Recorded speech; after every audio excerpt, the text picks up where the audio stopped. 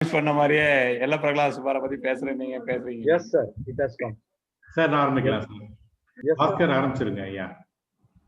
Facebook live ready and recording also done. Okay.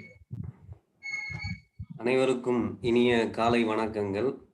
மத்திய அரசின் விக்யான் பிரச்சாரம், அறிவியல் பலகையும் தமிழ்நாடு அறிவியல் தொழில்நுட்ப மையமும் இணைந்து தொடர்ந்து நடத்தி கொண்டிருக்கின்ற இந்த வாரம் ஒரு விஞ்ஞானி உரைத்தொடர் இன்றைய வரிசை 21 மதிப்பிற்குரிய சிறப்பு விருந்தினர் ஆசிரியர் மற்றும் எழுத்தாளர் திரு ஆயிஷா ரா நடராஜன் அவர்கள் எல்லப்பிரகட சுப்பாராவ் வாழ்க்கை வரலாறு மற்றும் அறிவியல் சாதனைகள் குறித்து சிறப்புரையாற்ற இருக்கின்றார்கள். பங்கேற்பாளர்களையும் சிறப்பு விருந்தினரையும் வருக வருக என வரவேற்று செல்கிறோம். தற்போது சிறப்பு விருந்தினர் திரு ஆயிஷா ரா நடராஜன் அவர்கள் எல்லப்பிரகட சுப்பாராவ் வாழ்க்கை வரலாறு மற்றும் அறிவியல் சாதனைகள் குறித்து தங்களது உரையை தொடங்குவார்கள். நன்றி. இந்த அறிவியல் பலகையினுடைய நம்முடைய 21வது தொடருக்கு வருகை தந்திருக்கும் மற்றும் Facebook, அதை தவிர யூடியூப் இணைந்திருக்கக்கூடிய உங்கள் அனைவரையும் நான் வணங்கி மகிழ்கிறேன். எல்லப்பிரகட சுப்பாராவ் என்கிற இவரை பற்றி நம் பாடப்புத்தகங்களில் ஒரு பெரிய மௌனம் தான் நிலவுகிறது. இன்று வரையில் எவ்வளவோ முயற்சி செய்துவிட்டார். ஆனால் இவர் எவ்வளவு பெரிய மனிதர் என்பதை புரிந்து கொள்வதற்கு இன்றைக்கு ஒரு வாய்ப்பு கொடுத்திருக்கிறார் நம்முடைய அறிவியல் பலகைக்கு என்னுடைய கோடான கோடி நன்றியை தெரிவிக்கிறேன். ஒரு மனிதர், நீங்கள் அங்கே திரையில் பார்க்கிறீர்கள், தி மிராக்கிள் மேன் ஆஃப் மெடிசன் என்று போட்டிருக்கிறார். சார் ஒரே ஒரு நிமிஷம். எஸ் சார், ஒரே ஒரு நிமிஷம் சார். எல்லாரும் மியூட் பண்ணிடுறேன் திருப்பி. சாரி. நீங்க அன்மியூட் பண்ணிக்கோங்க சார். பாஸ்கர் நீங்களும் அன்மியூட் பண்ணிக்கோங்க. எஸ் சார், ஆரம்பிக்கலாம் சார். யார் இந்த எல்லப்பிரகட சுப்பாராவ்? என்னுடைய வாழ்க்கையில் நான் எல்லப்பிரகட சுப்பாராவ் என்கிற அந்த மனிதரை நான் பெயரை நான் ஃபர்ஸ்ட் கிராஸ் பண்ணது. நான் அப்போ கல்லூரியில் 2ஆம் ஆண்டு படித்துக் கொண்டிருந்தேன். என்னுடைய தாத்தா வீட்டுக்கு நான் அடிக்கடி சொல்றேன். மை கிராண்ட்பா அந்த காலத்தினுடைய LMP doctor, licensed medical practitioner என்று பிரிட்டிஷ் காலத்தில். அப்போ அவருக்கு எர்கோசி என்கிற ஒரு பத்திரிகை வரும், தொடர்ந்து வரும். அந்த எல்லாவற்றையும் படிக்க வேண்டும் என்கிற அந்த ஆர்வத்தில் ஒரு நாள் அவருக்கு அந்த பத்திரிகையை நான் புரட்டி கொண்டிருக்கேன். ஏன்னா அப்பா அவருக்கு 80 வயதுக்கு மேல் ஆகிவிட்டது. அவர் இல்லை, அவர் இறந்தே 10-15 ஆண்டுகளுக்கு மேல். சற்றேறக்குறைய அந்த நாட்களில் அந்த அர்கோசியில் தான் ஒரு கட்டுரை வந்திருக்கு. The man who lived because of him you live என்று அந்த கட்டுரை தலைப்பு போட்டிருக்காங்க. தலைப்பு போட்டு அதில் ஃபாதர் ஆஃப் கேன்சர் கீமோதெரப்பி என்று போடப்பட்டிருந்தது. அவருடைய புகைப்படம் இருந்தது அந்த கட்டுரை. நான் என் தாத்தாவிடம் இது யார் என்று கேட்டேன். அப்போது அவர் சொன்ன பதில் அற்புதமானது. டாக்டர் எல்ஏஎஸ் என்பது அவருடைய பெயர், என் தாத்தாவின் பெயர். அவர் அலெக்சாண்டர் ஃப்ளெமிங் படித்திருப்பாய், ரொனால்டு ராஸ் படித்திருப்பாய், அது மாதிரிதான் சுப்பாராவ் என்று சொன்னார். அப்போது நான் அசந்து போனேன். ஒரு இந்திய பெயர் இப்படிப்பட்ட ஒரு வரிசையிலே வைத்து பேணப்பட்டிருக்கிறது. அன்றிலிருந்து ஏற்பட்ட தேடல், அவரை பற்றி நிறைய தேடி தேடி வாசிக்க வேண்டும் என்று நான் நினைத்து பல தேடல்களை மேற்கொண்டு பலவற்றை சேகரித்திருக்கிறேன். ஒரு மனிதர், நீங்க பாருங்க, biochemistry, nutritional science, pharmacology, microbiology, oncology, bio mineralogy, அதாவது வைட்டமின்ஸ் பற்றிய படிப்பு, எண்டோக்ரினாலஜி, கிளான்ஸ் பற்றிய படிப்பு, இத்தனையிலையும் ஒரு வல்லுநராக உலகத்தில் அறியப்பட முடியும். எத்தனை உலகம் அவருக்கு. எல்லப்பிரகடா என்றால் எல்லை இல்லாதவர் என்று அர்த்தம். அப்படி தன் பெயருக்கு ஏற்ற வாழ்ந்த ஒரு மனிதர் எல்லப்பிரகட சுப்பாராவ். எல்லப்பிரகட சுப்பாராவ் இல்லைன்னா இன்னைக்கு பிளட் டெஸ்ட், யூரின் டெஸ்ட்லாம் நமக்கு கிடையாது. இதை நான் ரொம்ப காலம் தாழ்ந்துதான் புரிந்து கொண்டேன். இந்த பிளட் டெஸ்ட், யூரின் டெஸ்ட்லாம் எப்படி இவ்வளவு சீப்பா இருக்கு. நாம போய் ஒரு 30 ரூபா கொடுத்தா சுகர் இருக்கான்னு டெஸ்ட் பண்ணிட முடியும். அவ்வளவு இன்னைக்கு ஏன் இது விலை கம்மியா இருக்கு? அது உலகம் முழுக்கவே. ஏனென்றால் இதை கண்டு அறிந்து அதை போய் ரீச் ஆன எல்லப்பிரகட சுப்பாராவ் அதுக்கு பேட்டன்ட் கேட்கல, அதை மக்களுக்கான சொத்தாக விட்டு சென்றார். இதெல்லாம் பார்க்கும்போது ஒரு இந்தியராக அவரை பற்றி அறியவில்லை என்கிற ஒரு பதட்டம் நமக்கு ஏற்படும். எல்லப்பிரகட சுப்பாராவ் பீமாவரம் என்கிற ஒரு ஊரிலே பிறந்தவர். மேற்கு கோதாவரி மாவட்டம், ஆந்திர பிரதேசம். இன்னைக்கு ஆந்திரால இருக்கு, அன்றைக்கு அது சென்னை மாவட்டம். அந்த பீமாவரத்துல 1895 ஜனவரி 12 அவர் பிறந்தது, 3வது குழந்தை. இந்த பீமாவரம் என்பது பீமன் கொடுத்த நகரம். அந்த பீமன்ங்கிறது நம்ம புராணத்துல வர்ற பீமன் கிடையாது. சாளுக்கிய பீமா என்கிற ஒரு மன்னர் கிபி 918 இருக்கிறது. இந்த பீமாவரம் பத்தி இன்னும் கொஞ்சம் கீழே போனா, நம்முடைய குலோத்துங்க சோழன் காலத்தில் பீமாவரம் தோழர்களின் கட்டுப்பாட்டுக்கு வந்து அது ஒரு முக்கிய துறைமுகமாக அவர் பயன்படுத்தி இருக்கிறார் என்பதெல்லாம் பார்க்கிறோம். அந்த பீமாவரத்தில் ஜக்கநாதம் என்கிற ஒரு இருந்தார், அவருக்கு மகனாக பிறக்கிறார். இவர் பிறந்த அந்த காலகட்டமே எப்படிப்பட்டதுன்னா 1895 இருந்து 1920 வரைக்கும். இப்போது எப்படி நம்ம COVID-19 என்கிற ஒரு பேண்டமிக் டைம்ல இருக்கோமோ, அது போல அன்றைக்கு பிளேக் என்கிற அந்த பேண்டமிக் டைம்ல இவர் பிறந்த கொஞ்ச நாட்களில் இவருடைய தந்தை பிளேக் நோய்க்கு பலியாகிறார். ரொம்ப கொடுமையான ஒரு சூழ்நிலையில் தான் இவர் வளர்ந்தார். இவருடைய அம்மா ஆரம்பத்திலே ஒரு விடோவாக இருந்து எப்படி ஒரு குழந்தையை மிக கடினப்பட்டு வளர்த்திருப்பார்கள், 6 குழந்தைகளை என்பதை பார்த்தோம். அப்படி அந்த அம்மாவின் பெயர் வெங்கம்மா. வெங்கம்மா ரொம்ப பிடிவாதமாக அவரை படிக்க வைக்க விரும்பினார். ஆனால் எல்லப்பிரகடரினுடைய வாழ்க்கை, நம்ம சுப்பராவினுடைய வாழ்க்கை நமக்கெல்லாம் மிகப்பெரிய பாடம். ஆசிரியர்களுக்கு ஒரு பெரிய பாடம், மாணவர்களுக்கு அதை விட பெரிய பாடம். எப்படின்னா, அவர் படித்துக் கொண்டிருந்த அந்த காலகட்டத்தில் பள்ளி படிப்பை வெறுத்து, முதல்ல ராஜமுந்திரியில தான் ஸ்கூல்ல சேர்க்கிறாங்க. பள்ளி படிப்பை வெறுத்து 2-3 முறை வீட்டை விட்டு ஓடியவர் அவர். 2-3 தடவை வீட்டை விட்டு ஓடி இருக்காரு. அதுல ஒரு தடவை காசி வரைக்கும் ஓடி போயிட்டார். அவரை போய் தேடி கண்டுபிடித்து அது எல்லாம் கூட்டிட்டு தான் வரலாம், ஜவா வராட்டி போ. அப்புறம் அவரே ஒரு நாள் வந்து விட்டார். பிறகுதான் அவரை பிடித்து கொண்டு வந்து மெட்ராஸ்ல ஹிந்து ஹை ஸ்கூல்ல சேர்த்து ஒரு ஹாஸ்டல்ல போறார். அவர் எங்கேயும் தப்பிச்சு போக கூடாது என்கின்ற ஒரு நெறியில. அவருடைய வாழ்க்கையில வந்து ஆரம்பத்தை நீங்க பாத்தீங்கன்னா 3 அட்டம்ப்டுக்கு அப்புறம் தான் SLC பாஸ் பண்றாரு. அப்பெல்லாம் அதுக்கு மெட்ரிகுலேஷன் வந்து. அதனால ஒரு குழந்தை வந்து, நீங்க ஆக்சுவலி பாத்தீங்கன்னா ஒரு குழந்தை பள்ளிக்கூடத்துல 2 வருஷம் ஃபெயில் ஆகுதுங்கிறத வச்சு வாழ்க்கையவே தீர்மானிக்கிற ஒரு பெரிய மன அழுத்தத்தை கொடுத்து தற்கொலை செய்து கொள்ள வைக்கிற ஒரு கொடுமையான காலத்துல நம்ம வாழ்ந்து விடுறோம். அப்படியெல்லாம் ஒன்றும் இல்லை என்பதை நிரூபிக்க சுப்பராவின் வாழ்க்கை ஒன்றே போதும். மிக அழகாக அதன் பிறகு அவர் எழுகிறார். அப்போ பிரசிடென்சி காலேஜில் இன்டர்மீடியட் சேர்த்து விடுறாங்க. அது வரைக்கும் வெங்கம்மாவினுடைய தாலியெல்லாம் அடகு வச்சு பணம். அண்ணா 2 பேர் இருக்காங்க, அண்ணா 2 பேரு கூலி வேலைக்கு போயிடுறாங்க. இவரை வந்து எப்படியாவது படிக்க வைக்கணும்னு கல்லூரியில படிக்கிறார். அப்போ பிரசிடென்சி காலேஜ்ல படிக்கிறாரு. ஆனா பிரசிடென்சி காலேஜ்ல இருந்து ஒரு முறை ஓடி விட்டார். எங்க ஓடினாருன்னு கேட்டீங்கன்னா, நேரா ராமகிருஷ்ணா மிஷன் கல்கத்தா. ராமகிருஷ்ணா மிஷன்ல போய் நான் இவரோட சேர்ந்து கொள்கிறேன். ஏன்னா அப்போ பிளேக் காலகட்டத்தில் ராமகிருஷ்ணா மிஷன் எப்படியெல்லாம் மிக அருமையாக பல பணிகளை செய்து கொண்டிருந்தது என்பதை வாசித்து அவர் அறிந்து கொண்டார். அப்படி அறிந்து கொண்ட நேரத்தில் எப்படியாவது திரும்ப நாம் அங்கே போய்விட வேண்டும் என்று விரும்பி ராமகிருஷ்ணா மிஷன்ல போய் கேட்கிறாரு. 1917 ராமகிருஷ்ணா மடத்தில் அப்போது தலைமை சுவாமிகளாக அங்கே ராமகிருஷ்ணாமிடம் அதிபராக இருந்தவர் சுவாமி பரமானந்தர். ரொம்ப அருமையான ஒரு மனிதர், விவேகானந்தரின் உத்தரத்தோழல் என்று பெயர் பெற்றவர். நீ மயிலாப்பூருக்கு வந்து என்ன பாரு என்று சொல்லிவிட்டார். திரும்ப மெட்ராஸ்க்கு ஓடி வந்து விட்டார். அப்பெல்லாம் வந்து எப்படி வந்தாருன்னு தெரியல. 20 நாள் ஆச்சாம் கல்கட்டால இருந்து மெட்ராஸ்க்கு திரும்பி வருவார். இதை சுப்பராவே எழுதியிருக்கிறார். மயிலாப்பூர்ல போய் திரும்ப அவரை சந்திக்கிறார். அப்போ வந்து அவர் சொல்றாரு, என்ன சொல்றாரு அப்படின்னா, நீ போய் ஒரு டாக்டர் ஆகும், முதல்ல டாக்டர் ஆயிட்டு வா, ஏன்னா எங்களுக்கு இன்னைக்கு டாக்டர்ஸ் தான் தேவை, சாதாரண சுப்பாராவ் எங்களுக்கு தேவையில்லை, டாக்டர் சுப்பாராவா இருந்தா நீ வரலாம் என்று சொல்லியிருக்காரு. இதற்காக அவர் திரும்ப போய் இன்டர்மீடியட் திரும்ப படிக்கிறாரு.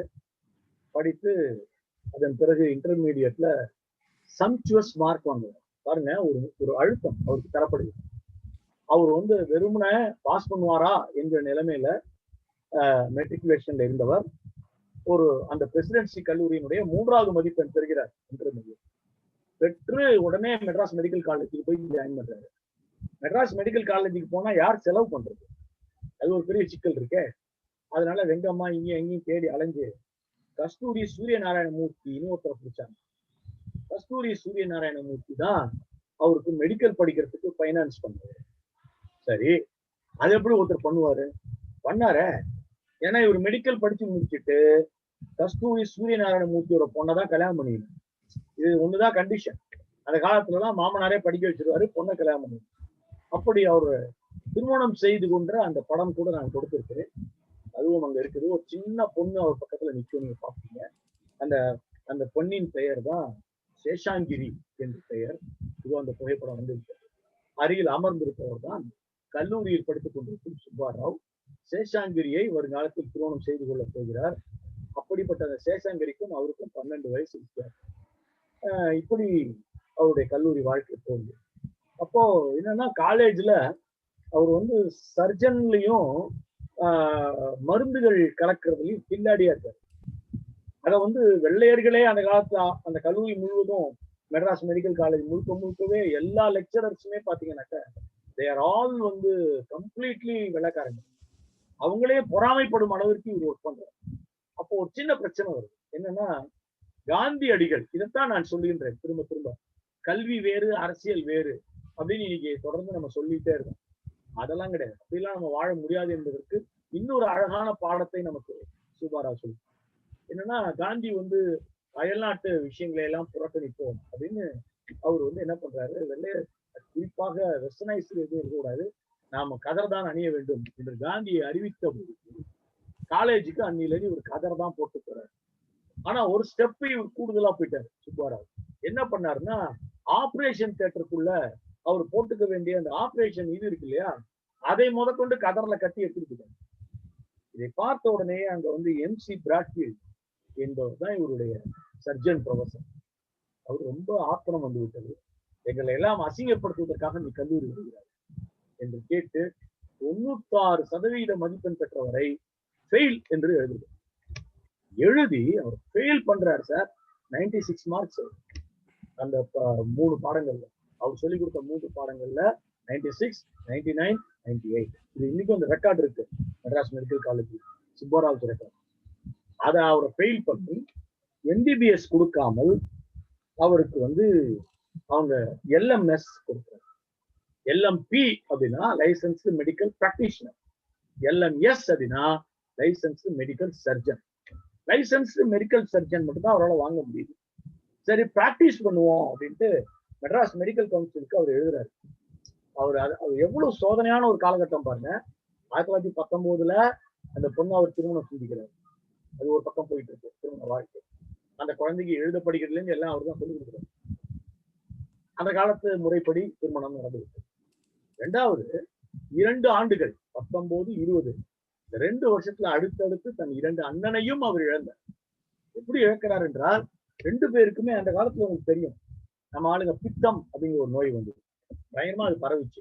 பித்த வாந்தி அப்படின்னு சொல்லுவாங்க.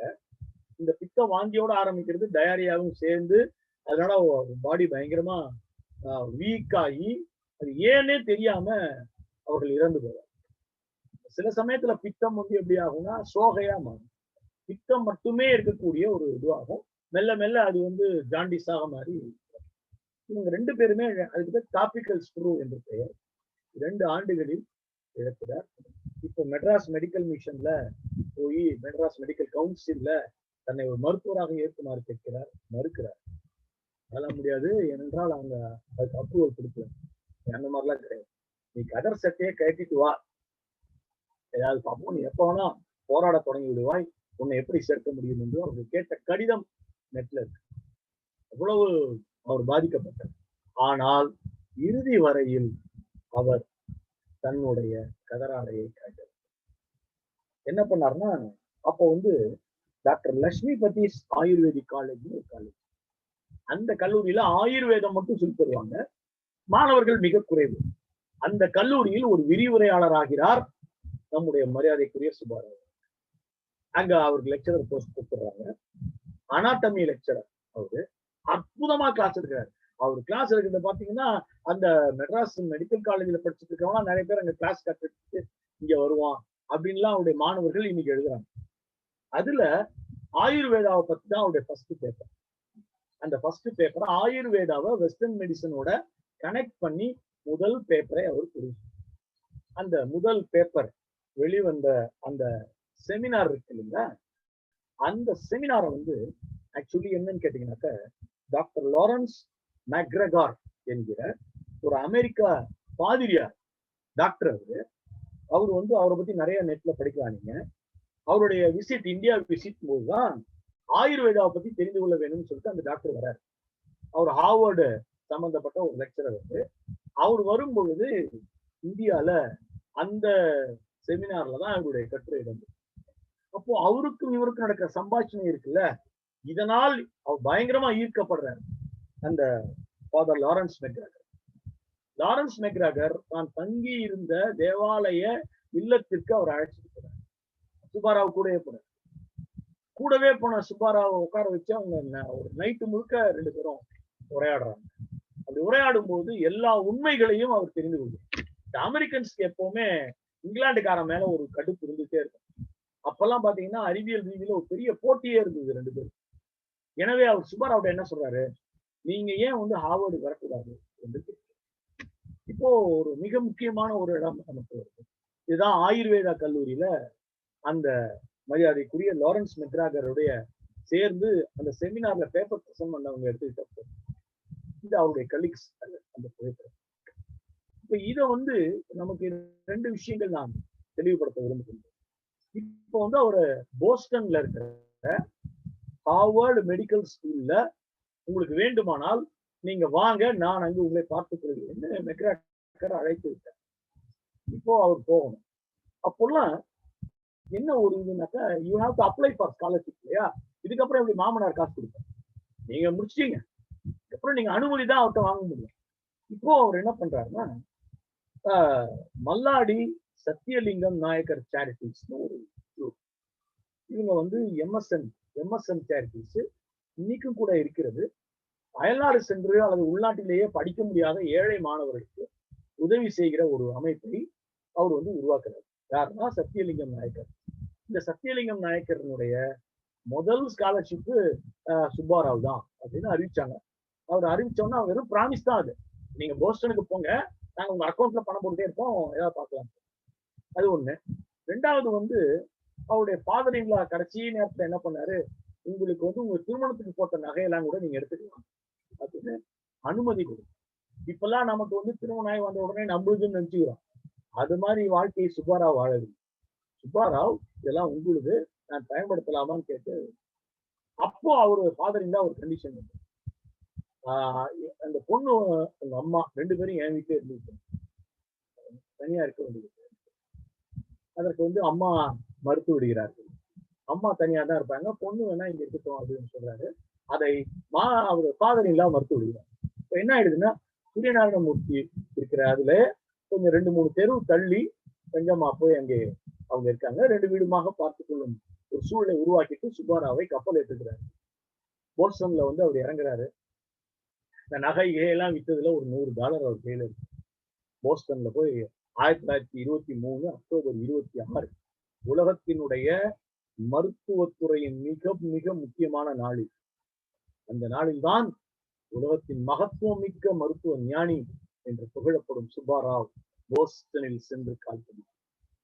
ஹார்வர்டுல போய் அவர் சேரணும் அப்படிங்கிற ஒரு இடம் எப்படி வந்ததுன்னா, இந்த ஹார்வர்டு மெடிக்கல் ஸ்கூலை பற்றி நான் சொல்ல வேண்டும். இந்த ஹார்வர்டு மெடிக்கல் ஸ்கூலினுடைய அந்த ஹாஸ்பிட்டலுக்கு வந்து லாங்வுட் ஹாஸ்பிட்டல் என்று பெயர். இது வந்து போஸ்டன்ல இருக்கக்கூடிய முக்கியமான ஒரு அது மெசச்சூசெட்ஸ் என்று அழைக்கப்படும் அந்த மாகாணத்தில் தான். இதுல என்ன அதுல என்ன ஸ்பெஷல், ஹார்வர்ட் ஸ்கூல் தான் முழுக்க முழுக்க முதல்ல பெரியம்மைக்கு மருந்து கண்டுபிடிக்கிறார், வேக்சினா போட்டார். அது சம்பந்தமான விவாதம் தான். ஆயுர்வேதா நினைத்திருந்தால் இந்த பெரியம்மையை இல்லாம பண்ணியிருக்க முடியும் அப்படிங்கிற விவாதம் தான் அவருக்கும் இந்த பாதிரியாருக்கும் பெரிய லெவல்ல போகுது. இவ்வளவு அண்டர்ஸ்டாண்டிங்கோட ஒருத்தர் இருக்கானா அப்படின்ட்டு அசந்து போகும் அளவுக்கு அவருக்கு கெமிஸ்ட்ரியை பேசுறாரு சுப்பா. அதனாலதான் இங்க வந்துட்டாரு. அங்க ஜான் வேரன் என்பவர் தான் இந்த யூனிவர்சிட்டி தொடங்கினாரு. வருடம் 1782. பழைய காலத்து உலகத்தினுடைய 3வது மெடிக்கல் யூனிவர்சிட்டியாக அது தொடங்கப்பட்டது. பெஞ்சமின் வால்டர் ஹவுஸ் அதனுடைய முக்கியமான பாராளுமன்ற உறுப்பினராக இருந்தவர். அவருடைய ஃபண்டிங்கும் அதுல முழுமையாக இருக்குது. இப்போ அவர் அங்க போய் இறங்குறது 1923 அக்டோபர் 26. ஆனா என்ன ப்ராப்ளம்னாக்க, அவர் இங்கிருந்து போகும் பொழுது பிசிசியன் கெமிஸ்ட் என்றுதான் அவருக்கு முத்திரை குத்தப்பட்டது. ஏன்னா மற்றபடி அமெரிக்காக்குள்ள நுழைய முடியாது. பாதிரியார் அப்படிதான் ஏற்பாடு பண்ணியிருந்தாரு. அந்த போஸ்டன் இதுக்கு போற வரைக்கும் தான் பாதிரியாரினுடைய இது இருந்தது. அதுக்கு மேல ரொம்ப கஷ்டம். ஏன்னா முதல் கஷ்டத்தை அப்பதான் அவர் பேச பண்றாரு. என்னன்னா ஹார்வர்டுல அவர் படிப்பதற்கு இடம் தரப்படவில்லை. அவர் குண்டு போயிட்டார் உண்மையிலேயே. ஏன்னு பாத்தீங்கன்னா, நீ வந்து லைசன்ஸ்டு மெடிக்கல் சர்ஜன் தான் வச்சுட்ட, நீ எம்பிபிஎஸ் இல்லையா அப்படின்னு அங்க வந்துதான் கேட்கறாங்க. இப்போ அவர் வந்து இது இல்லை, என்ன பண்றதுன்னு தெரியல. சரி, ஆனா ஒண்ணு செய்யறோம், வேணா எங்களுடைய லேப்ல இருந்துக்க, டெஸ்டிங்க்கு வரக்கூடிய சாம்பிள்ஸை ஒர்க் பண்றதுக்கு you will be one of the assistants அப்படின்னு சொல்லி. ஆனா அதுக்கே வந்து பாத்தீங்கன்னா சர்வைவல்னு ஒண்ணு இருக்கு. அதுக்கு அவர் என்னெல்லாம் பண்ணாருன்னு பாத்தீங்கன்னா, அந்த போஸ்டன் ஆஸ்பத்திரியில அறை அறையாக சென்று படுத்த படுக்கையாய் இருக்கும் நோயாளியினுடைய பெட் பேன் இருக்குல்ல, அவர்கள் டாய்லெட் போகிற அந்த பெட் பேன், அதை கிளீன் பண்ணியிருக்காரு. ஒரு அறையையும் அப்போது கிடைத்த பைனால், அதுக்கு பேர் பீனால், இப்ப சொல்றோம் பினாயில், அதை போட்டு கழுவும் வேலையை செய்திருக்கிறார். இதெல்லாம் கிடைக்கும் அந்த சின்ன சின்ன அமௌண்ட் வச்சுதான் அவருக்கு எவ்ரிடே பிரெட். மற்றபடி அவர்கிட்ட இருந்த $100 அவர் செலுத்த வேண்டியிருந்தது. அந்த நேரத்துல வந்து ரிச்சர்ட் ஸ்ட்ராங்னு ஒரு ப்ரொஃபசர், அவருடைய கிளாஸ் எல்லாம் அட்டன் பண்ணும் பொழுது இவர் அசிஸ்டண்டா போவார். பாதி நேரம் கொஞ்ச நாள் கழிச்சு பாத்தீங்கன்னா ரிச்சர்ட் ஸ்ட்ராங்கே பேசுறது நிறுத்திட்டாரு, இவருதான் நடத்திட்டே இருக்கு. அந்த அளவுக்கு இவரை பார்த்த உடனே ரிச்சர்ட் ஸ்ட்ராங் என்ன பண்ணாரு, டோன்ட் வரின்னு சொல்லிட்டு அவர் தங்குவதற்கு ஒரு அறையை கொடுத்து அவருக்கான 2 ஆண்டு ஃபீஸையும் அவர் கட்டினார். அது ஒரு மிகப்பெரிய உதவியாக இறுதி வரையில் அதை நினைத்து போற்றினார் மதிப்புக்குரிய சுப்பாராவ். இப்போ ஒரு டிப்ளமாவை அங்க வாங்கிட்டாரு லாங்வுட் ஹாஸ்பிட்டல்ல. அவர் ஒரு டிப்ளமா ஹோல்டராகவும் போயிட்டாரு. அதன் பிறகுதான் திரும்ப அதே லேப்ல ஒரு பயோகெமிஸ்டா ஜாயின் பண்றாரு. எந்த லேப்ல வெறும் பிளட்டை எடுத்து பிஸ்கன் போடுறவரா இருந்தாரோ அதே லேப்ல ஒரு பயோகெமிஸ்டா ஜாயின் பண்ண first இயரே he gave a very big shock. அது என்ன ஷாக்? இப்பதான் நாம வந்து நுழைகின்றோம். அது வரைக்கும் அவங்க பிளட் டெஸ்ட்னு என்ன பண்ணிட்டு இருந்தாங்க என்பதை பார்த்தால்தான் இவர் என்ன செஞ்சாருன்னு நமக்கு புரியும். அது வரைக்கும் பிளட் டெஸ்ட் அப்படின்னா பிளட் எடுப்பாங்க, அவங்களால பிளட்டினுடைய குரூப்பை சொல்ல முடியும். அதுக்கே 2 நாள் ஆகுங்க. 2 days கழிச்சு உங்க பிளட் குரூப் என்னது அப்படின்னு சொல்லிடுவாங்க. ஏன் சொல்லுவாங்கன்னா அப்பவே டிரான்ஸ்மிஷன் இருக்கு, ரத்தம் செலுத்த வேண்டியது. மற்றபடி அந்த பிளட்ல வேற எதையும் அவங்களுக்கு கண்டுபிடிக்க தெரியாது. இப்ப சுப்பாராவ் உள்ளே நுழைகிறார். உள்ளே நுழைந்தவுடன் அவர் வந்து எண்டோகிரிமினாலஜிஸ்டா தான் உள்ள நுழைகிறாரு. இப்ப நாம வந்து அவர் செய்த முதல் சோதனையை புரிந்து கொள்ள வேண்டும். இப்பதான் அவருடைய பேப்பர் நம்பர் 2க்குள்ள நுழைய போறோம். பேப்பர் நம்பர் 2 2 பகுதிகள் கொண்டது. அந்த பேப்பர் நம்பர் 2 புரிந்து கொள்வதற்கு முன் அவர் வந்து தைராக்சின் அயோடைடு என்கிற ஒரு விஷயம் ரத்தத்திலே கலந்திருக்கிறதா என்பதை கண்டுபிடிக்கும் மெத்தடை அவர் கொண்டு வர்றார். ஏன் அதை கொண்டு வர்றாரு அப்படின்னா, அந்த காலகட்டத்துல தைராய்டு நோய் வந்து இறந்து போனவர்கள் தான் அமெரிக்கால அதிகம். இப்போ அதுக்கு முதல்ல ஒரு ஸ்டெப் எடுக்கிறார், யாருக்கு தைராய்டுன்னு எப்படி கண்டுபிடிக்கிறார். இப்போ நம்ம வச்சுட்டு இருக்கிற தைராய்டு டெஸ்ட் தான் சுப்பாராவ் நமக்கு கொடுத்த முதல் பதிவு. தைராய்டுனா என்ன? தைராய்டில் 2 இருக்கு, உங்களுக்கு தெரியும், தைராய்டு, பேராதைராய்டு. உடம்புல இருக்கக்கூடிய சுரப்பிகளில் மிக மிக முக்கியமானது தைராய்டு, பேராதைராய்டு. அகசுரப்பி, புறசுரப்பி என்று நாம் சொல்லுகிறோம். இந்த தைராய்டு சுரப்பியை தான் நாம் கேடய சுரப்பி என்று தமிழ்ல. இந்த கேடய சுரப்பி இந்த புடனியிலும் கழுத்திலுமாக பரிணாமம். ஒரு காலகட்டத்துல இந்த சுரப்பி குறித்த பரிணாம வளர்ச்சி பத்தி சுப்பாராவ் எழுதுறாரு. அதான் பேப்பர் இதுலயே 2வது பேப்பர். எங்கே இது தைராய்டு வந்தது மனிதனுக்கு? அதுலதான் அவர் வந்து எவ்வளவு பெரிய டார்வினிஸ்ட் என்பது நமக்கு புரியும். மிக பிரம்மாண்ட டார்வினிஸ்ட் அது சந்தேகமே இல்லை. மனித உடல் உறுப்புகளின் பரிணாமம் பத்தி எழுதுறாரு. கடல்ல வாழ்ந்த அந்த உயிரினங்கள் எப்போதுமே உப்போடே இருக்கும் இல்லையா? அந்த உப்பு, அந்த கடல் உயிரினங்கள் வசித்த பொழுது அயோடைடு என்கிற உப்பை செரிமானம் செய்கின்ற ஒரு உறுப்பு இருக்கு. உப்பை செரிமானம் செய்யாத கடல்ல வாழ முடியும். அதுதான் பிற்காலத்தில் அயோடைடை உற்பத்தி செய்யும் உறுப்பாக மனிதனுக்கு மாறுது. இந்த அயோடைடை தான் நம்முடைய தைராய்டு சுரப்பி உற்பத்தி செய்கிறது.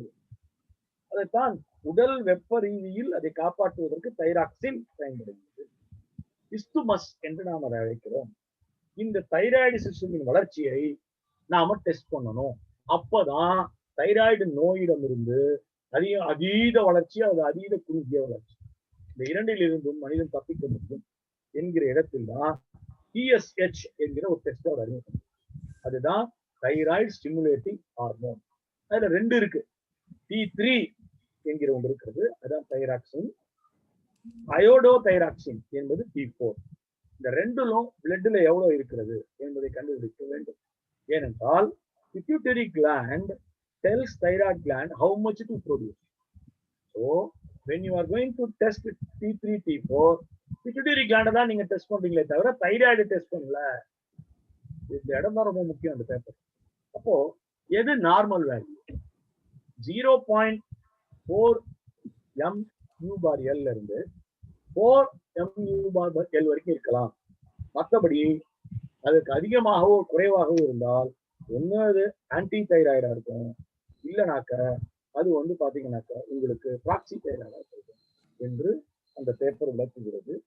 இதுதான் ஹைப்போதைராய்டிசம் என்று அழைக்கப்படுகின்ற அவருடைய மிக அழகான ஃபர்ஸ்ட் கண்டுபிடிப்பு, தைராய்டு டெஸ்ட். இந்த டெஸ்ட் ரொம்ப ரொம்ப முக்கியமானது. இதை தான் சுப்பாராவ் மெத்தட் என்று அழைக்கிறார்கள். அந்த பயோகெமிஸ்ட்ரி லேப்ல அவருக்கு வந்து பிஸ்க் என்கிற ஒருவர் தான் அவருடைய பாஸா இருந்தாரு. எனவே உலகம் பிஸ்க் சுப்பாராவ் மெத்தட் என்று இதை அழைக்கிறது. இப்போ பாஸ்பேட் டெஸ்ட்க்கு அடுத்தது நமக்கு அவர் அடுத்த கண்டுபிடிப்பு, அதுதான் பேப்பர் நம்பர். இப்ப இந்த ஒரு விஷயம் வந்து பேப்பர் நம்பர் 3, 4, 5ல. அடுத்தது நம்ம 2வது யூரின் டெஸ்ட் உள்ள நுழையும். சுப்பாராவ் என்ன பண்றாரு?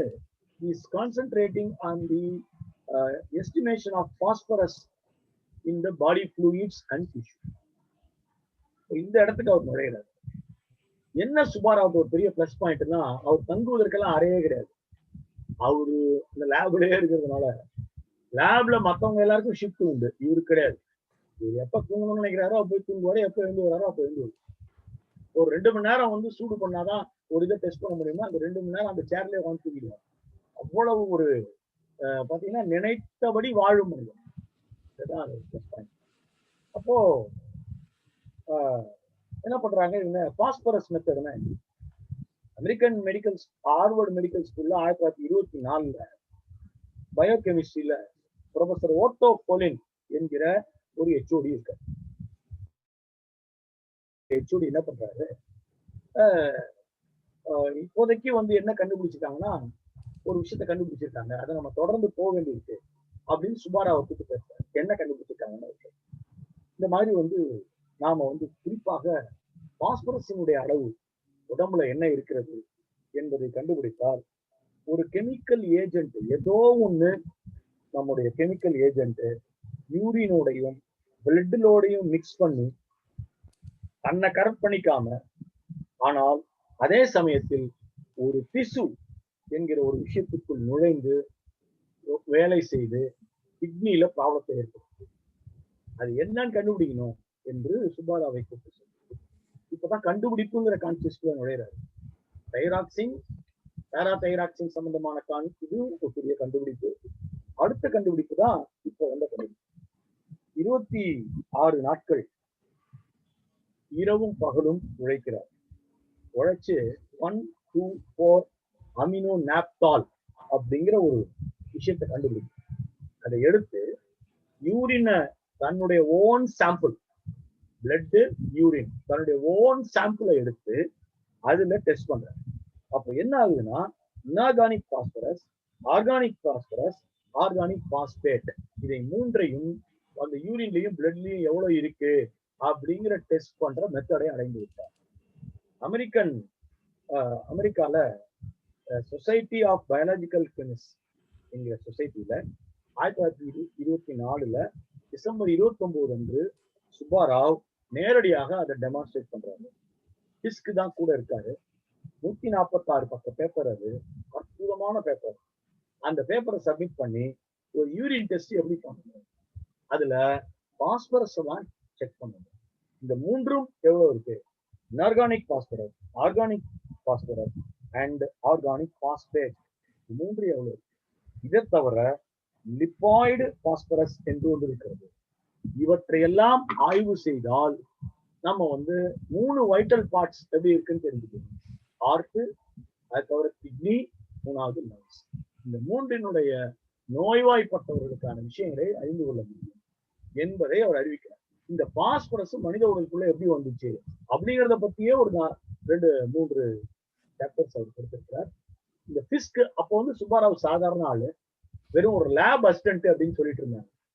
அதனால டாக்டர் பிஸ்க் கூட இருந்ததுனால உடனடியாக எல்லாரும் பயன்படுகின்ற ஒன்றாக அது மாறியது. டாக்டர் பிஸ்க் சுப்பாராவ் மெத்தட் என்று நாம் அதை அழைக்கிறோம்.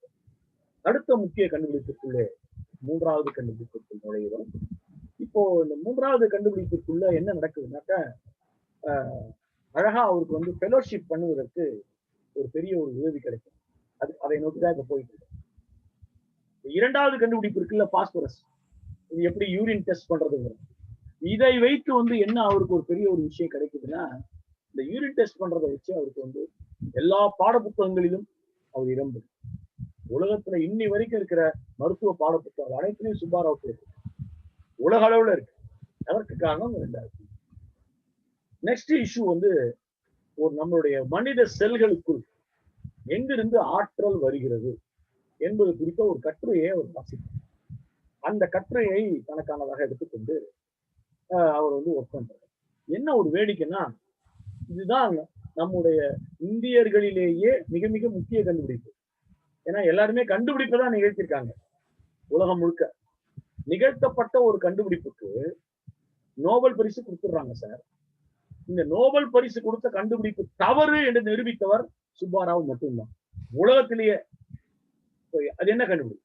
1921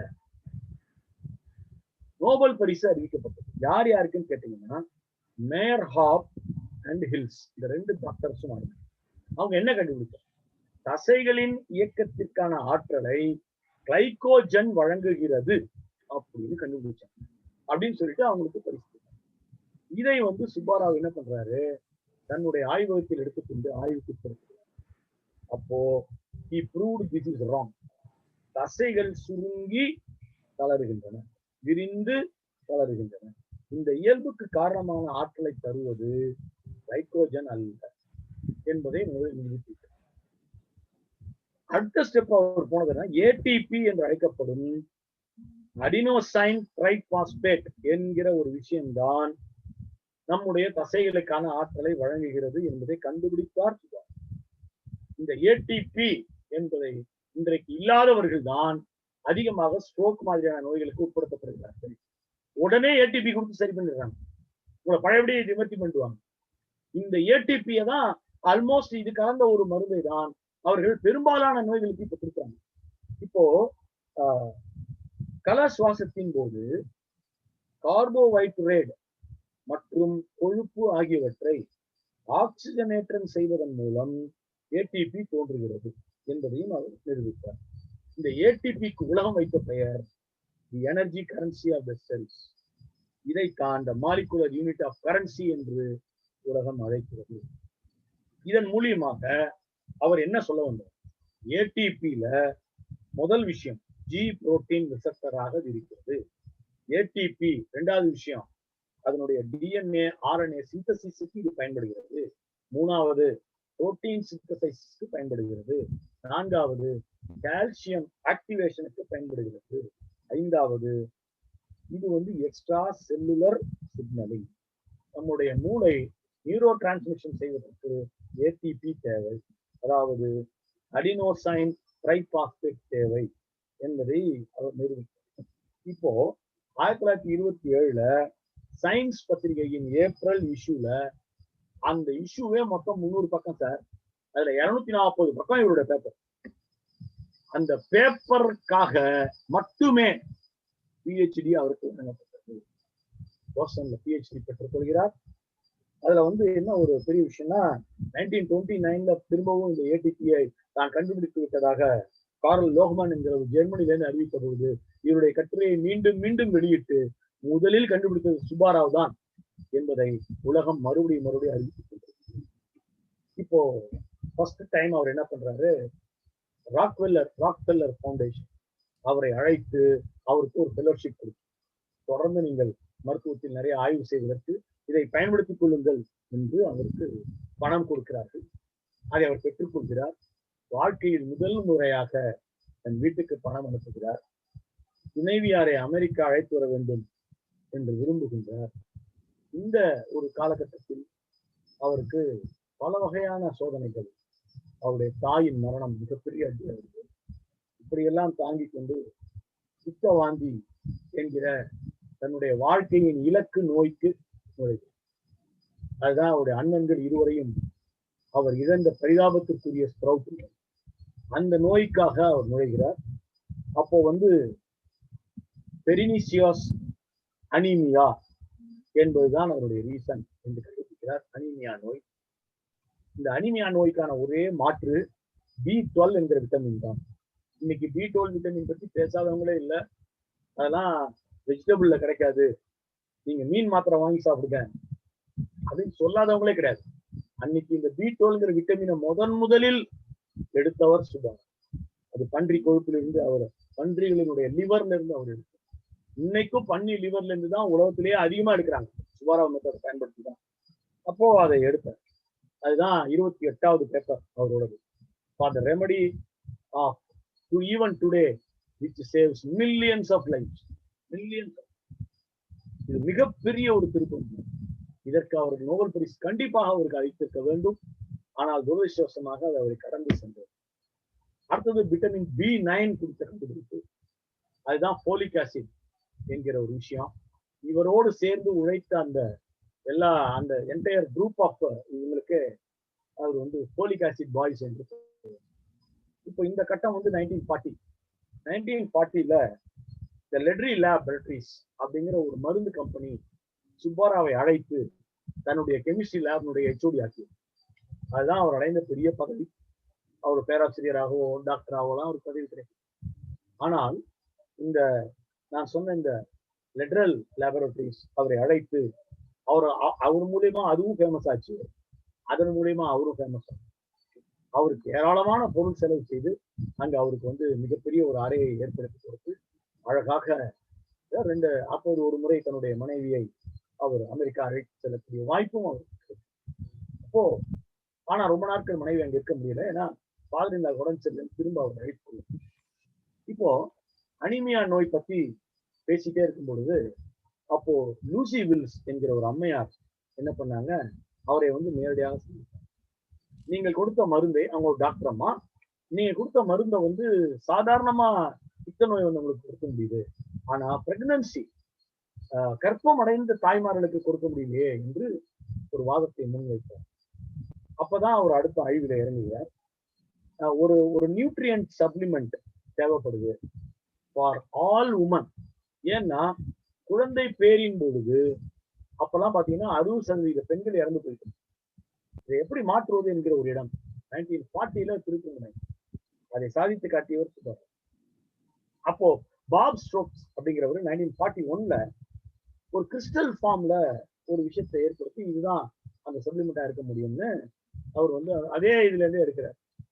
அப்போ அந்த பெரினியஸ் அனீமியாவுக்கு கொடுத்த மருந்து இதுக்கு கொடுக்க முடியாது என்று சொல்லிவிட்டு, அப்போ அவரும் அவருடைய மாணவர்களும், அதுதான் போலிக் ஆசிட் பாய்ஸ், இணைந்து நம்முடைய லெபரல் லேபரட்டரியில ஒரு மருந்து கண்டுபிடிக்கிறார்.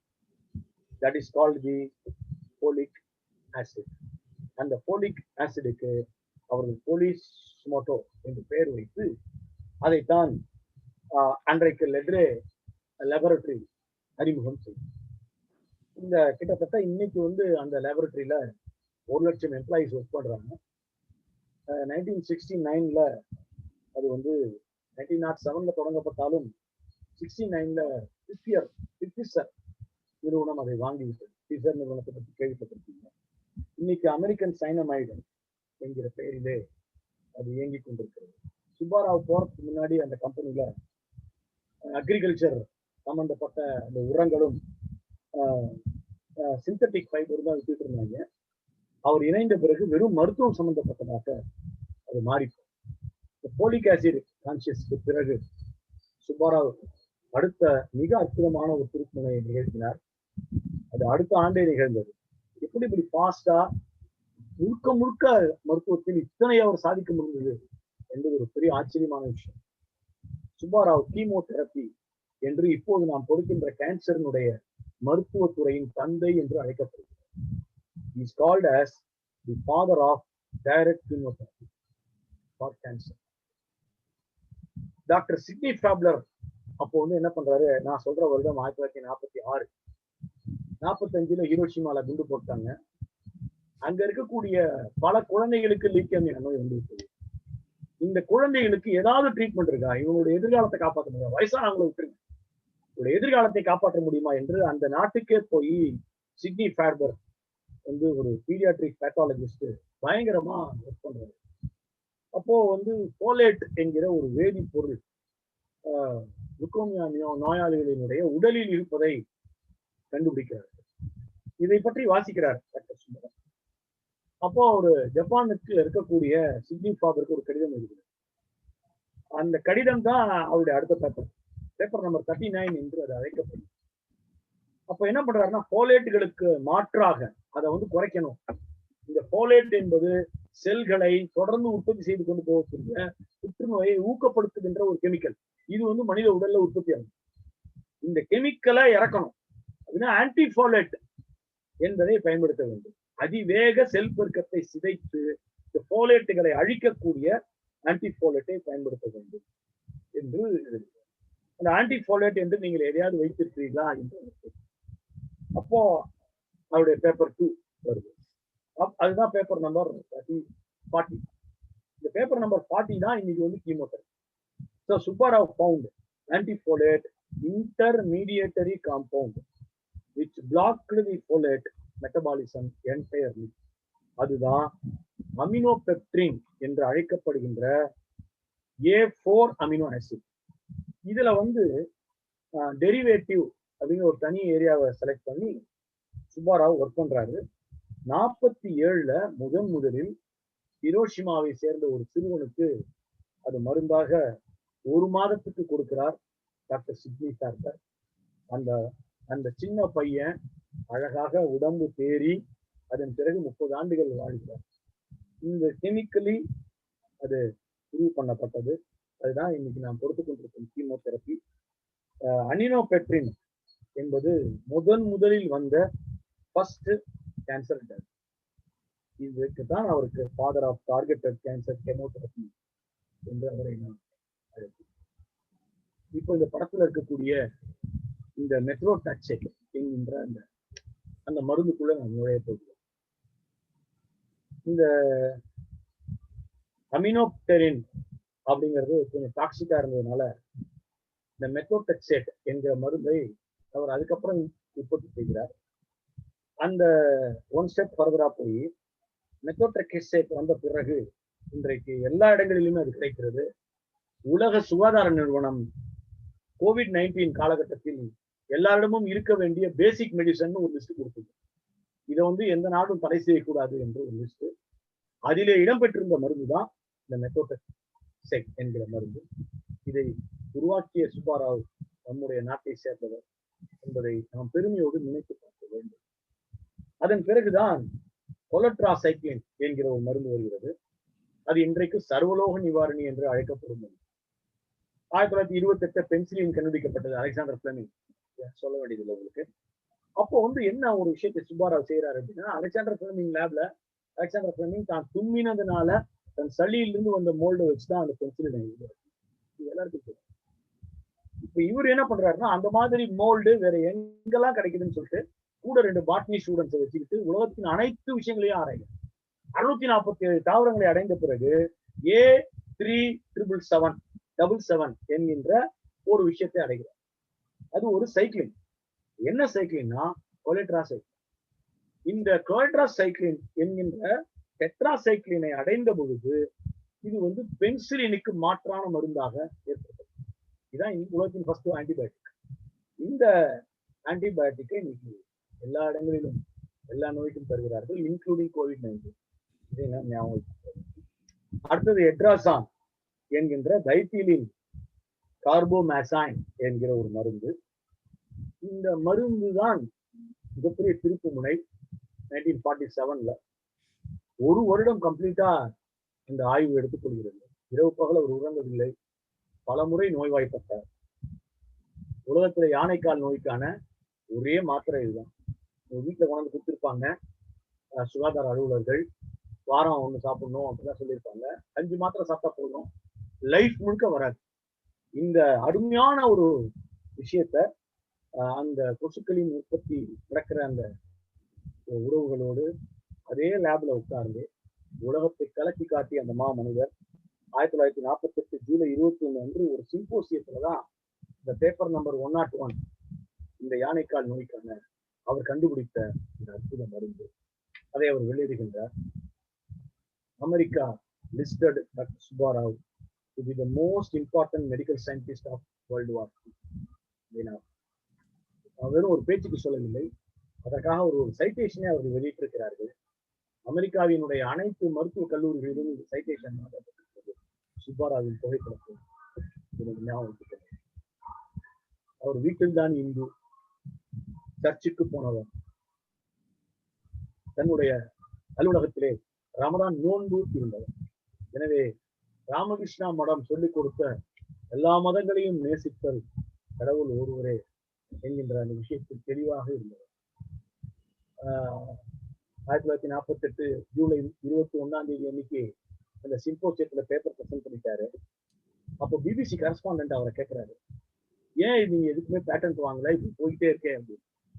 அப்போது அவர் சொல்கின்றார், சொன்ன பதில் உங்களுக்கு கண்ணீரை வரவழைத்து, சாதாரண மக்களிடம் மருத்துவம் கிடைக்கவில்லை, அதற்கு என் அண்ணன் 2 பேரும் சாட்சி. எங்களிடம் பணம் இல்லாதால் எங்களால் அவனை காப்பாற்ற முடியும். இப்படிப்பட்ட அண்ணன்கள் எல்லா விடுதியும் இருப்பாங்க இல்லையா, அந்த அண்ணன்களுக்காக இது என் சமர்ப்பணம் என்று அவர் பதில். அப்படிப்பட்ட மாமனிதர் 1948 ஆகஸ்ட் 9 அன்னைக்கு ஆஸ்பத்திரிக்கு வரல. ஆய்வகத்தில் அவர் இல்லை. 11 மணி வரைக்கும் பார்க்குறாங்க. 7:30 மணிக்கெல்லாம் வந்து உட்காருவாரு அறையில இருந்து, வரக்காணுமே என்று அவரை அறையை நோக்கி போவார். இந்த முனையில் அவருடைய அறை, அந்த முனையில் ஆய்வகம், 2க்கும் நடுவில் ஓடிக்கொண்டிருந்த அந்த மாமனிதர் தன் அறைக்குள் இறந்து கிடந்தார். கார்டியல் அரெஸ்ட் என்று அறிவித்தார்கள். 53 வயது ஆகியுள்ளது. 1995 அவருடைய நூற்றாண்டு நான் நினைத்து பார்க்கிறோம். அந்த நூற்றாண்டுல ஜூரத்து பிளேக்ல டெட்ராசைக்ளின் டேப்லெட்டை கொடுக்குறாங்க எல்லாருக்கும். டெட்ராசைக்ளின் டேப்லெட்டை எல்லாரும் போட்டுட்டு இருக்கும் பொழுது இந்திய மருத்துவ கவுன்சிலிடம் இருந்து ஒரு கட்டுரை வந்தது. இந்த டெட்ராசைக்ளின் டேப்லெட் நம்முடையது, நம் சுப்பாராவ் கண்டுபிடித்தது என்று எழுதிய போதுதான் எல்லாரும் கவனித்தாங்க. அதிகோ அவருக்கு 100 கொடுத்துட்டு அவசரமாக நம்முடைய அரசு ஒரு வழக்கம் போல ஒரு ஸ்டாம்பை வெளியிட்டது. கடைசி வரையில் நோபல் பரிசு அவர் பெறவில்லை. நோபல் பரிசு அவருக்கு 1949 அறிவிக்க இருந்தார்கள். 48 அவர் இறந்து விட்டதால் இறந்து போனவர்களுக்கு நோபல் இல்லை என்கிற காரணத்திற்காக அவர் தட்டி கழிக்கப்பட்டார். ஆனால் நடந்தது அற்புதமான ஒரு விஷயம். நோபல் குழுவில் பலரும் கீமோவால் காப்பாற்றப்பட்டதால் அங்கே கரோலின்ஸ்கா இன்ஸ்டிடியூட் ஆஃப் ஸ்டாக்ஹோம் அங்கிருந்துதான் மெடிக்கலுக்கான நோபல் பரிசு உங்களுக்கு கொடுத்தார். அந்த நோபல் பரிசு கொடுக்கிற அந்த அறையில் வருஷா வருஷம் அந்த மெடிக்கல் நோபல் பரிசு பெறுகின்ற அந்த அறையில் ஒரு இடத்திலே மிக பிரம்மாண்டமாக சுப்பாராவின் உருவப்படம் 1950 திறக்கப்பட்டது என்பதுதான் அவருக்கு கொடுக்கப்பட்டிருக்கிற உயர்ந்தபட்ச மரியாதை.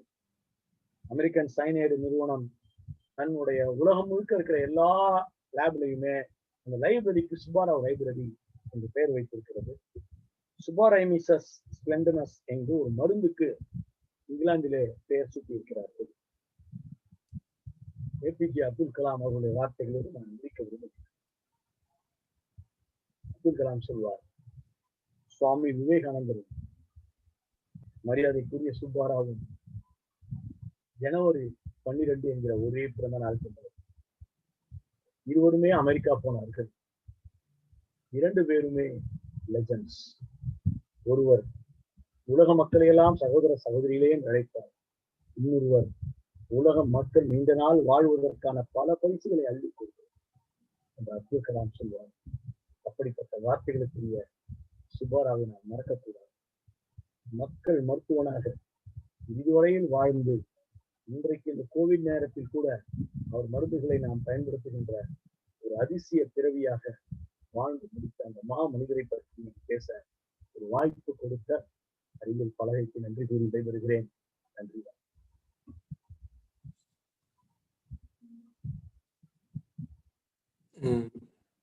பங்கேற்பாளர்கள் தங்களுக்கு ஏதும் சந்தேகங்கள் கேள்விகள் இருப்பின் ஹேண்ட் ரைஸ் பண்ணுங்க, உங்களுடைய கை உயர்த்துங்க, நாங்க வந்து அன்மியூட் பண்ணிட்டு உங்களை பேச சொல்லுவோம்.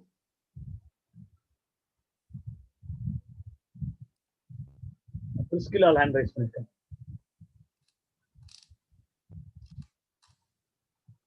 பிரிஸ்கிலால்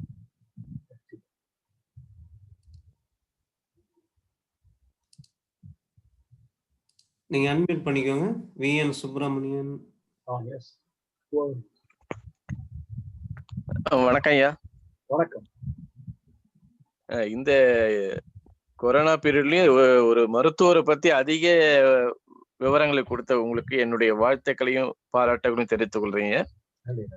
அவருடைய புகைப்படம் மட்டும் ஒரு புகைப்படம் PDF-ஆ கொடுத்தீங்கன்னா மாணவர்களுக்கு காமிச்சு அதை பத்தி அவருக்கு ஏதாச்சும் நான் ஆசிரியரா இருக்கேன்னு தெரியும், அவருக்கு மாணவர்களுக்கு அதை கொடுக்கலான்னு பிரிண்ட் அவுட் போட்டு போட்டோவை ஃப்ரேம் பண்ணி மாட்டி அதை பத்தி அவங்க மாணவருக்கு சொல்லலாம்னு விருப்பப்படுறீங்க. அவரை பத்தி அந்த போட்டா ஒரே ஒரு போட்டா மட்டும் கலர்ல இருந்தா கொடுத்தா நல்லா இருக்கும். கண்டிப்பா அனுப்பி வைக்கிறேன். நன்றி. சரிங்க. உங்களுடைய இது நல்லா சிறப்பா இருக்கு என்று எப்பயும் நடக்கிற அந்த பாணியிலே உங்களுடைய பேச்சு சிறப்பா இருக்கு. மிக்க நன்றியா. வாழ்த்துக்கள். நடராஜன் சார் இது பண்ருட்டி தான் அவர் ஆக்சுவலா. ஓகே, நன்றி. நான் விழுப்புரம் தான். ஆமா தெரியும். VN Subramanian. Right. VN Subramanian தெரியுது. ஆசிரியர் என்பதையும் அறிவேன். ரொம்ப சந்தோஷம், ரொம்ப சந்தோஷம். நன்றி. சிறப்பையா, மிகவும் சிறப்பா இருந்தியா. நன்றி, வாழ்த்துக்கள். பிரிஸ்கிலால் நீங்க பேசலாம். Sir good morning sir. Very good morning madam. Sir நீங்க சுப்பராவ் பத்தி பேசுறப்ப ஆரம்பத்துல அவர் பள்ளி அந்த நாட்கள்ல எல்லாமே வந்து அவர் படிக்க மாட்டேன்னு அவர் ஓடிட்டாரு அப்படின்னு சொன்னீங்க. அதுக்கப்புறம் அவர் இவ்வளவு சாதனைகள் புரிஞ்சது வந்து ரொம்ப ஆச்சரியமாகவும் வியப்பாகவும் இருக்கு. அஸ் அ டீச்சரா ஸ்டூடெண்ட்ஸ் கிட்ட வந்து நாங்களும் அதே ஒரு இதுல, அதாவது இப்ப பின்தங்கிய மாணவர்கள் பின்னாடி வந்து முன்னேறுவாங்க அப்படிங்கிற ஒரு கண்ணோட்டத்தோட பாக்கணும் அப்படிங்கிற அந்த அறிவை நான் பெற்றுக்கொண்ட மாதிரி இருந்துச்சு. அது ரொம்ப நல்லா இருந்துச்சு சார். சோ இந்த மாதிரியான விஷயங்கள் கேக்குறப்ப வந்து ஒரு ஆசிரியருக்கு மட்டும் இல்ல, இது வந்து நிறைய மாணவர்களுக்கும் நாங்க ஆசிரியர்கள் எல்லாருமே எடுத்து சொல்றோம் sir. It's a very important motivating factor. அது என்ன ஒரு விஷயம் அப்படின்னாக்க 3 முறை ஒரு வீட்டை விட்டு ஓடிடுறாரு. 3 முறையுமே பள்ளிக்கூட வெறுப்பு தான் ஒரே காரணம். அதுக்கு வந்து அதன் பிறகு வந்து பாத்தீங்கன்னாக்கா ஒரு குறிப்பிட்ட காலகட்டத்துல மிக சிரமப்பட்டு அவர் வந்து ராமகிருஷ்ணா மிஷன் தான் அவருக்கு புரிய வைக்குது. ஒரு டாக்டர் ஆறுது என்பது, ஒரு மருத்துவ நிலை என்பது எவ்வளவு முக்கியம், மக்கள் சேவையினுடைய மிகப்பெரிய உச்சம் அப்படின்னு அவருக்கு புரிய வைத்த பிறகு நோ கோயிங் பேக். கம்ப்ளீட்டாவே டெடிகேட்டட் டுவர்ட்ஸ் மெடிக்கல் ப்ரொஃபஷன். அவருக்கு கிடைச்சதெல்லாம் அவர் செஞ்சார். அதாவது அவர் MBBS பண்ண விடல, அவர் டாக்டராக விடல, ஆனா அவர் ஆய்வகம் தான் அவருக்கு கிடைச்சது. ஆனா அதுக்குள்ள உட்கார்ந்து வந்து உலகத்தை மாற்றிருக்கிறார். He is really doctor of doctors. அதை மாற்றம். நன்றி. கண்டிப்பா சார். உங்க உரைக்கு அப்புறம் ஒவ்வொரு மாணவனும் வாழ்க்கையில வந்து நோபல் பிரைஸ் பெறுவான் அப்படிங்கிற ஒரு கண்ணோட்டத்துல நாங்க வந்து வழி நடத்துவோம் சார். கண்டிப்பா. நன்றி. Thank you sir. Thank you sir. Sankaran. வணக்கம். வணக்கம் திரு நடராஜன் சார். வணக்கம் சார். சார் முதல்ல வந்து உங்களுடைய பேச்சாற்றல் வந்து ஒரு ஹாலிவுட் த்ரில்லருக்கு குறைஞ்சது இல்லைங்கிறத சொல்றீங்க. எந்த வீட்டுக்குமே குறைஞ்சது இல்லை. ஏன்னா என்னால வந்து அரை செகண்ட் என்னுடைய இதுல இருந்து எஞ்சி போக முடியல. அதுக்குள்ள 2 தகவல் மிஸ் ஆயிருமோன்னு பயம். என் பொண்ணு வர்ஷினி கோமதி இங்க இருக்கு. அவள சேர்ந்து now she is trying for MBBS counseling this year. So it's a befitting that she is also listened to your lecture fully right from the beginning to the end. மிக அருமை. அவங்களுக்கு எம்பிபிஎஸ் கிடைக்க என்னுடைய மனமார்ந்த வாழ்த்துக்கள். நன்றி சார். கிடைக்கும் தான் நினைக்கிறேன். ஓகே, இப்போ வந்து நான் இதுக்கு முன்னாடி உங்கள்கிட்ட நான் அதே ரிக்வஸ்ட் தான் வச்சேன். அதை நான் திரும்பி உங்களுக்கு ஞாபகப்படுத்துறேன். என்னன்னாக்கா எங்க ஸ்ரீரிகோடனுடைய ஸ்பேஸ் சென்ட்ரல் ஸ்கூல்ல வந்து சயின்ஸ் டே இன்னைக்கு சயின்டிஸ்ட் பத்தி பேசுறது சொல்லியிருந்த போது என் பையன் வந்து என்கிட்ட கேட்டான். நான் வந்து எல்லப்பிரகலாத் சுப்பரா சொன்னேன். அவனுக்கு வந்து பயங்கர போர். ஐயோ ஏன் சொல்லுவாங்க, அவன் நைட்டு பேசுறான், இவன் வந்து தாமஸ் ஆல்வா எடிசன் பத்தி பேசுறான். நான் சொன்னேன், இல்ல நீ வந்து நான் அவனுக்கு சொல்லித்தரேன், நீங்க வா சொல்லி அவரை பத்தி நான் ஒரு கட்டுரை அவனுக்கு சொல்லி கொடுத்து அவன் போய் பேசிட்டு வந்தான். அவனுக்கு எந்த பிரைஸும் கிடைக்கல. ஆனா நான் என்ன சொல்ல வந்தேன்னா, நீ அதை பத்தி கவலைப்படாத. நான் இப்ப என் பொண்ணுகிட்ட தான் சொன்னேன். இப்போ அது எல்லப்பிரகலாத் சுப்பரா என் பொண்ணுக்கு 2 கண்ணு விரிஞ்சு நேரம் வந்து உட்காந்துருச்சு. அப்பதான் புரிஞ்சுது நீ சொன்னது கரெக்டா. அவங்க ஐன்ஸ்டீன் பேசினாங்க, நியூட்டன் பேசினாங்க, ஆல்வா எடிசனுக்கு பிரைஸ் கொடுத்தாங்க. நான் யாருக்கு எந்த பிரைஸ் கொடுத்தாங்க? எல்லப்பிரகலாத் சுப்பரா பத்தி பேசுறதே ஒரு பிரைஸ் அப்படி. அது ஒண்ணு. ரெண்டாவது, நீங்க சொல்லும் போது எனக்கு அப்படியே சிலுக்குது சார். ரெண்டாவது விஷயம் வந்து அவர் வந்து ஓடினாருங்கிறத பார்க்கும்போது அதுதான் அவருடைய பங்களிப்பு வந்து சோசியல் பங்களிப்புக்கு வந்து காரணமா இருந்திருக்குமோன்னு தோணுது. மிகப்பெரிய காரணம். அவங்க அண்ணங்க 2 பேரும் இழந்தது ஒரு சோகமான விஷயமா இருந்தா கூட அவர் ஆன்மீக தேடலுக்கு ஓடி போய் ராமகிருஷ்ணா மிஷன்ல போய் இருந்து அதனுடைய அடித்தளம் தான் அந்த பேட்டன்ட் வாங்காம அந்த மருந்துகளை வந்து ஃப்ரீயா வந்து எல்லாருக்கும் கொடுக்கணுங்கிறதுனுடைய அடிகோல் இருக்கு. அதான் காரணமா இருந்திருக்குன்னு உங்க லெக்சர்ல இருந்து அது உங்க லெக்சர்னாலதான் அது தெரிய வருது. அது உங்களுக்கு தான் பாராட்டணும். அப்புறம் அடுத்தது, எவ்வளவு பேர் வந்து நம்ம ஆளுங்க டிசர்வ்டு பீப்புளை நீங்க சொல்ற ஒவ்வொரு சரஸ்வதி அம்மா இருக்கட்டும், இவர் இருக்கட்டும், எத்தனை பேருக்கு வந்து பிரிட்டிஷ்காரங்க வந்து ஒரு அடி அடிச்சாலும் ஒரு அமெரிக்கன் அடிச்சா ஒரு பிரிட்டிஷ்கார ஹெல்ப் பண்ற மாதிரி, அது மனுஷ ரூபேனங்கிற மாதிரி, தெய்வ மனுஷ ரூபேனங்கிற மாதிரி அவருக்கு வந்து ஒரு டிகிரியை மறுக்கப்பட்டதுங்கிறது ரொம்ப அநியாயமா இருக்கு. அந்த டிகிரினால அவர் எவ்வளவு கஷ்டப்பட்டிருக்காரு. அவர் செல்ஃப் சர்வைவலுக்கு வந்து பெட் பேன் கிளீன் பண்ணி சர்வே அது போயிருக்குன்னா நமக்கு வந்து பிரிட்டிஷ் ரூல் மேல கடுப்பு இன்னும் ஏறுது. அப்படியே கடுப்பு இன்னும் ஏறுது. அப்படியே எவ்வளவு தூரம் ஒரு deserved candidate has been denied the ஆப்பர்ச்சுனிட்டிங்கிறது அடுத்த பாயிண்ட். அப்புறமா அவர் வந்து காந்திஜியுடைய வழியில வந்து கதராதிரிய நான் திறக்க மாட்டேன்னு சொல்லிட்டு எனக்கு டிகிரி வேண்டாம்னு சொல்றது வந்து ஒரு சாதாரண மனுஷன் சொல்ல முடியாது. அது எம்எம்சியில படிச்சுட்டு சொல்றதுங்கிறது, அதுவும் தன்னுடைய உடைமை செல்வ எல்லாத்தையும் இதுக்கே அர்ப்பணிச்சுட்டு அதுக்கு வந்து அதனுடைய அவுட்புட் கிடைக்கிற தருவால அது வந்து ஒரு மனுஷனா வந்து அவர் மனுஷனுக்கு மேலதான் இருக்காரு. நல்லாவே தெரியும். அது ஒரு நல்ல குணம், பிடிவாதமான விஷயம். ஆமா. சரி, எல்லாத்துக்கும் என்னெல்லாமோ பேர்லாம் வைக்கிறாங்க. நான் வந்து அரசியலுக்குள்ள போக விரும்பல. ஓகே, அவர் ஆந்திர பிரதேசத்துல இருந்திருக்காரு, பீமாவரத்துல. தெலுங்கானா யூனிவர்சிட்டிக்கு பேர் KNR யூனிவர்சிட்டி ஒரு யூனிவர்சிட்டி வச்சிருக்காங்க, மெடிக்கல் யூனிவர்சிட்டி. கலோஜி நாராயண ராவ் யூனிவர்சிட்டின்னு பேர் வைக்கிறாங்க. அப்புறம் இந்த பக்கம் வந்தா டாக்டர் NTR யூனிவர்சிட்டின்னு பேர் வைக்கிறாங்க, மெடிக்கல் யூனிவர்சிட்டி பேர் வைக்கிறாங்க. எல்லப்பிரகலாத் சுப்பராவ் நம்ம ஆளுங்களுக்கு ஒருத்தர் கூட வாக்கல தெரியல. எவ்வளவு வருத்தமா இருக்கு, எவ்வளவு சோகமா இருக்கு. நம்முடைய உரையின் நோக்கத்தை மிக அழகா ஃபுல்ஃபில் பண்ணிட்டீங்க. இதெல்லாம் நான் சொல்ல விரும்பியது நீங்க சொல்லிட்டீங்க. ரொம்ப மகிழ்ச்சி, வாழ்த்துக்கள். அதாவது நீங்க சொல்லதான் நான் தோணுது, ஒவ்வொன்றா தோணுது இப்படி இருக்கு. நான் பாட புத்தகத்துல கீமோதெரப்பியினுடைய தந்தையாகவும் டெட்ராசைக்ளினுடைய ஒரு உருவாக்கிய மனிதனாகவும் பார்க்கப்பட்டது எல்லப்பிரகலாத் சுப்பராவ் பத்தி ஒரு வார்த்தை இல்லை. டிஸ்ட்ரிக்ட்டுக்கு என்னென்னமோ பேர் வைக்கணும். பீமாவரம் டிஸ்ட்ரிக்ட் எல்லப்பிரகலாத் டிஸ்ட்ரிக்ட் பேர் வச்சா நான் குறைஞ்ச என்னன்னு தெரியல. ஒரு cynicism is totally prevailing entire country. அற்புதமான உரை. அதாவது என்னன்னு சொல்ல, உங்களுடைய உரைக்கு மேல இன்னொரு உரை இருக்கா, அப்புறம் இது நல்லா இருக்குன்னு பார்த்தா அதுக்கு அடுத்தது நல்லா, இன்னும் நல்லா இன்னும் சொல்றீங்க, அதுக்கப்புறம் இன்னும் நல்லா சொல்றீங்க. இந்த அவருடைய கடைசி வார்த்தை தான் கண்ணீர் வர வச்ச வார்த்தை. உங்களுடைய குரலே கம்மியானதை நாங்க பார்க்க முடிஞ்சது. அவர் கேட்ட பொழுது என்னுடைய 2 அண்ணன்களை அதற்காக நான் இழந்தேன், அது மத்த அண்ணன்கள் இதே மாதிரி நிறைய பேர் இழக்கக்கூடாதுங்கிறதுக்காண்டி சொன்ன போது அவர் வந்து ஒரு மனித குலத்தின் இது வந்து ஒரு டாக்டரா தான் நம்ம கருதணும். ரொம்ப நன்றி, வெரி இன்ஸ்பைரிங். நம்ம வந்து பிளட் டெஸ்ட், யூரின் டெஸ்ட் நம்ம எல்லாருக்குமே அது அமையும். அப்படி கொடுக்கும் போதெல்லாம் நாம் சுப்பாராவை எண்ணிக்கொள்ள வேண்டும். இதுதான் அவருடைய பரிசு. நன்றி sir. Thank you sir. Sankaran sir நன்றி. வேற யாரும் இப்ப இது வரைக்கும் ஹேண்ட் ரைஸ் பண்ணல. No problem sir. போயிடலாம் சார். நன்றி சார். ஆக்சுவலா நிறைய பேர் இதை ஃபேஸ்புக் லைவ்ல பார்த்துன்னு இருக்காங்க, பயனடைவாங்க. நம்ம இறுதி பகுதிக்கு போயிடலாமா சார்? Yes sir. நீங்க அந்த ஷேர் பண்ணியிருந்த எல்லா இமேஜஸுமே நான் போட்டு காமிச்சிட்டேன். ஏதாவது ஒண்ணும் இல்ல, மிக கரெக்டா இருக்கு.